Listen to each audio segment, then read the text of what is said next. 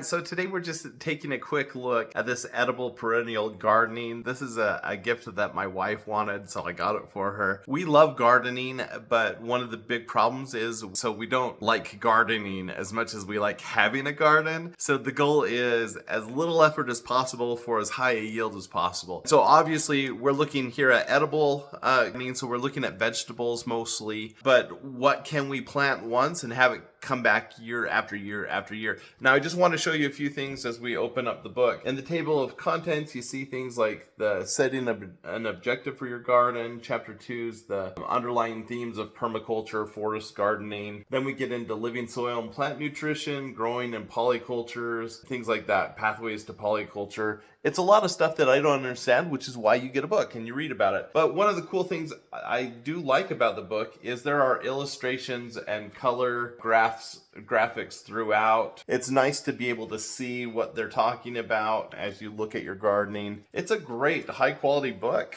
We're excited to dig into it to learn more about edible gardening. So check it out.